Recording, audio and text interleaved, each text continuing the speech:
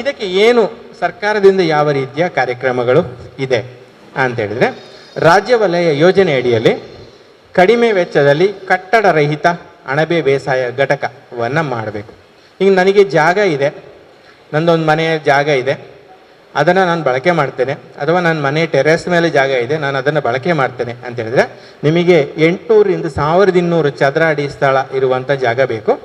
ಅಲ್ಲಿ ನೀವು ಅಣಬೆ ಬೇಸಾಯವನ್ನು ನೀವು ಕೈಗೊಳ್ಬೋದು. ಅದಕ್ಕೆ ಬೇಕಾದಂತಹ ಮೂಲಭೂತ ಸೌಕರ್ಯ ನಾನಾಗಲೇ ಹೇಳಿದಲ್ಲ, ಆಟೋಕ್ಲೇವ್ ಬೇಕು, ಚಾಫ್ ಕಟರ್ ಬೇಕಾಗ್ತದೆ, ಹ್ಯೂಮಿಡಿಫೈಯರ್ ಬೇಕಾಗ್ತದೆ, ಮತ್ತು ನಿಮಗೆ ಕಿಟಕಿ ಇತ್ಯಾದಿಗಳಿಗೆ ರಕ್ಷಣೆ ಕೊಡಲಿಕ್ಕೆ ನೆಟ್ಗಳನ್ನು ಹಾಕುವಂಥದ್ದೆಲ್ಲ ಮಾಡಬೇಕು. ಸೊ ಇದಕ್ಕೆಲ್ಲ ನಿಮಗೆ ಸಾಧಾರಣ ಒಂದು 3 ಲಕ್ಷ ರೂಪಾಯಿ ಖರ್ಚಾಗ್ತದೆ. ಆ 3 ಲಕ್ಷ ರೂಪಾಯಿಗೆ 1.5 ಲಕ್ಷ ರೂಪಾಯಿಯನ್ನು ಸರ್ಕಾರ ಸಹಾಯಧನವಾಗಿ ನಿಮಗೆ ಕೊಡುತ್ತದೆ. ಸೊ ಈ ಯೋಜನೆಯನ್ನು ತಾವು ಬಳಸ್ಕೊಳ್ಳಿಕ್ಕೆ ಸಾಧ್ಯ ಉಂಟು. ಎರಡನೇದ್ದು, ನನಗೆ ಕಟ್ಟಡ ಇಲ್ಲ, ಜಾಗ ಇದೆ, ಕಟ್ಟಡ ಇಲ್ಲ, ಆಯಿತು, ಕಟ್ಟಡ ಕಟ್ಟಿಕೊಂಡು ಅಣಬೆಯನ್ನು ಬೆಳೀಬೋದು. ಅದಕ್ಕೂ ಕೂಡ 10 ಲಕ್ಷ ರೂಪಾಯಿಯ ವೆಚ್ಚದಲ್ಲಿ ನೀವು 7 ಲಕ್ಷ ರೂಪಾಯಿ ಕಟ್ಟಡ ಕಟ್ಟಲಿಕ್ಕೆ 3 ಲಕ್ಷ ರೂಪಾಯಿ ಅದರ ಸಿದ್ಧಪಡಿಸುವಂಥ ಯಂತ್ರ ಇವುಗಳಿಗೆ ಬೇಕಾಗ್ತದೆ. 10 ಲಕ್ಷ ರೂಪಾಯಿ ನಿಮಗೆ ವೆಚ್ಚ ಆದರೆ 5 ಲಕ್ಷ ರೂಪಾಯಿಯನ್ನು ನೀವು ಇಲಾಖೆಯಿಂದ ಪಡ್ಕೊಳ್ಳಿಕ್ಕೆ ಅವಕಾಶಗಳನ್ನು ಕೊಟ್ಟಿದ್ದಾರೆ. ನೆಕ್ಸ್ಟ್, ಆದರೆ ಇದು ಎರಡಕ್ಕೂ ಕೂಡ ಫಲಾನುಭವಿಗೆ ಸ್ವಂತ ಜಾಗ ಇರಬೇಕಾಗ್ತದೆ. ಜಾಗ ಬಾಡಿಗೆಯಲ್ಲಿ ನಾನು ಮಾಡ್ತೇನೆ, ಅವಕಾಶ ಕಷ್ಟ. ಅಥವಾ ಕನಿಷ್ಠ ನೀವು 15 ವರ್ಷ ಮೇಲ್ಪಟ್ಟು ಲೀಸ್ ಎಗ್ರಿಮೆಂಟನ್ನಾದರೂ, ರಿಜಿಸ್ಟರ್ಡ್ ಲೀಸ್ ಎಗ್ರಿಮೆಂಟನ್ನಾದರೂ ನೀವು ಮಾಡಬೇಕಾಗ್ತದೆ.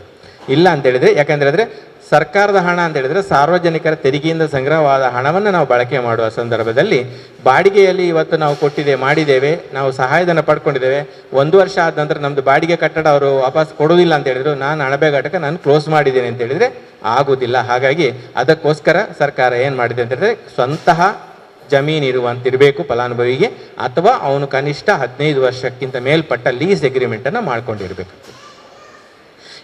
ಒಂದು ನಿಮಿಷ ಹಿಂಬದಿ. ಈ ರೀತಿಯಾದಂತಹ ರಚನೆಗಳಲ್ಲಿ ಕೂಡ ಅಣಬೆಯನ್ನು ಮಾಡಬಹುದು.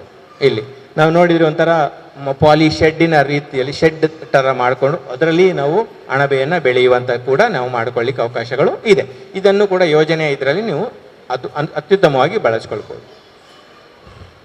ನೆಕ್ಸ್ಟ್, ಇನ್ನು ದೊಡ್ಡ ಮಟ್ಟದಲ್ಲಿ ನಾನು ಅಣಬೆ ಮಾಡ್ತೇನೆ ಅಂತ ಹೇಳಿದರೆ ರಾಷ್ಟ್ರೀಯ ತೋಟಗಾರಿಕಾ ಮಿಷನ್ ಯೋಜನೆ ಅಡಿಯಲ್ಲಿ ನಿಮಗೆ ಅವಕಾಶಗಳಿದೆ. ಇಲ್ಲಿ ಹೇಗೆ ಅಂತ ಹೇಳಿದರೆ, ಯೋಜನಾ ಆಧಾರಿತ ಕಾರ್ಯಕ್ರಮ ಇದು. ನೀವು ಪ್ರಾಜೆಕ್ಟನ್ನು ಮಾಡಬೇಕಾಗ್ತದೆ. ಪ್ರಾಜೆಕ್ಟನ್ನು ಮಾಡಿ ಎಷ್ಟು ದೊಡ್ಡ ಮಟ್ಟ ಪ್ರಾಜೆಕ್ಟ್ ಅಂತ ಹೇಳಿದರೆ 20 ಲಕ್ಷ ರೂಪಾಯಿಯಷ್ಟು ದೊಡ್ಡ ಮಟ್ಟದ ಪ್ರಾಜೆಕ್ಟನ್ನು ತಾವು ಮಾಡಬೇಕಾಗ್ತದೆ. 20 ಲಕ್ಷ ರೂಪಾಯಿ ಅಥವಾ ಅದಕ್ಕಿಂತ ಸ್ವಲ್ಪ ಜಾಸ್ತಿ ಮಾಡಿದ್ದು ನೀವು ಬ್ಯಾಂಕಿನಿಂದ ಕ್ರೆಡಿಟ್ ಲೋನನ್ನು ನೀವು ತಗೊಳ್ಬೇಕಾಗ್ತದೆ. ಆ ಕ್ರೆಡಿಟ್ ಲೋನಿಗೆ ಸರ್ಕಾರದ ಸಹಾಯಧನ ಬ್ಯಾಕ್ ಎಂಡೆಡ್ ಆಗಿ ಸರ್ಕಾರ ಸಿಗ್ತದೆ. ಸೊ ಎಷ್ಟು ಸಿಗ್ತದೆ ಅಂತ ಹೇಳಿದ್ರೆ 8 ಲಕ್ಷ ರೂಪಾಯಿ 40% ಸಹಾಯಧನ ಇದರಲ್ಲಿ ಸಿಗ್ತದೆ. ಇಲ್ಲಿ ನೀವು ಈ ಯೋಜನೆ ಅಡಿಯಲ್ಲಿ 3 ರೀತಿಯಾದಂತಹ ಘಟಕಗಳನ್ನು ಮಾಡಲಿಕ್ಕೆ ಅವಕಾಶ ಕೊಟ್ಟಿದ್ದಾರೆ. ಒಂದು, ಅಣಬೆ ಬೆಳೆಯುವಂಥ ಘಟಕ ಒಂದು.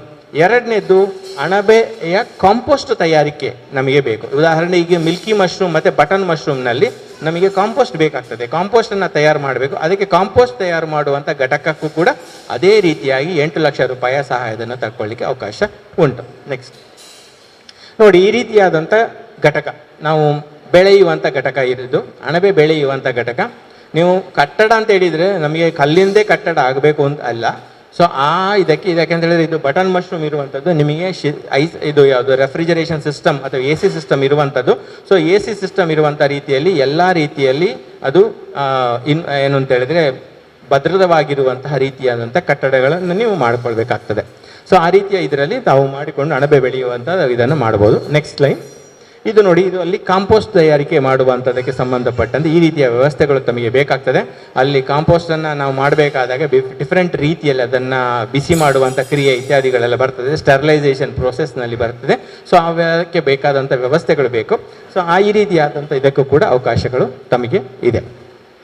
ನೆಕ್ಸ್ಟ್, ಇನ್ನು ಮೂರನೇದು ಅಣಬೆ ಸ್ಪಾನ್ ಉತ್ಪಾದನಾ ಘಟಕ. ಸ್ಪಾನ್ ಉತ್ಪಾದನೆ ಅಂತ ಹೇಳಿದ್ರೆ ಏನು, ನಾನು ಆಗ ಹೇಳಿದೆ ಅಣಬೆ ಬೇಸಾಯ ಮಾಡಬೇಕಾದ್ರೆ ಬೀಜ ಅಂತ ಹೇಳಿದ್ನಲ್ಲ, ಈ ಬೀಜವನ್ನು ಉತ್ಪಾದನೆ ಮಾಡುವಂಥ, ಯಾಕೆಂತ ಹೇಳಿದ್ರೆ ಇದು ಪ್ರಮುಖವಾದಂಥ ಅದರಲ್ಲಿ ಘಟ್ಟ. ಯಾಕೆಂತ ಹೇಳಿದ್ರೆ ಬೀಜ ಇಲ್ಲ ಅಂತ ಹೇಳಿದ್ರೆ ನಾವು ಅಣಬೆ ಬೆಳಿಲಿಕ್ಕೆ ಸಾಧ್ಯ ಇಲ್ಲ. ಸೊ ಸ್ಪಾನ್ ಉತ್ಪಾದನೆ ಮಾಡುವ ಘಟಕಕ್ಕೆ ನಿಮಗೆ ಲ್ಯಾಬೊರೇಟರಿ ಬೇಕಾಗ್ತದೆ, ಸ್ಪಾನ್ ಉತ್ಪಾದನೆ ಮಾಡುವಂಥ ಒಂದು ವ್ಯವಸ್ಥೆ ಬೇಕಾಗ್ತದೆ, ಆಟೋಕ್ಲೇವ್ ಇತ್ಯಾದಿ ವ್ಯವಸ್ಥೆಗಳು ಬೇಕು. ಅದಕ್ಕೆ ಸುಮಾರು 15 ಲಕ್ಷ ರೂಪಾಯಿಯ ವೆಚ್ಚಕ್ಕಿಂತ ಆಗ್ಬೋದು. ಅದಕ್ಕೆ 6 ಲಕ್ಷ ರೂಪಾಯಿಯ ಸಹಾಯಧನ ಸರ್ಕಾರದ ಕಡೆಯಿಂದ ತಗೊಳ್ಳಿಕ್ಕೆ ಅವಕಾಶಗಳು ಕೂಡ ಇದೆ.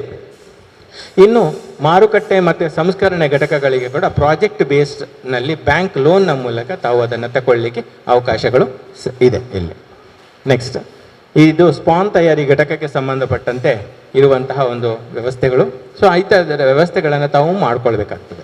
ಇದಿಷ್ಟು ನಿಮಗೆ ಅಣಬೆ ಬೇಸಾಯದ ಬಗ್ಗೆ ಒಂದು ಪ್ರಾಥಮಿಕ ಮಾಹಿತಿ ಮತ್ತು ಏನು ಸರ್ಕಾರದಿಂದ ಸಪೋರ್ಟ್ ಸಿಗುವಂಥದ್ದಿದೆ ಹೇಳುವಂಥದ್ದನ್ನು ತಮ್ಮ ಮುಂದೆ ಪ್ರಸ್ತುತಪಡಿಸಿದೆ.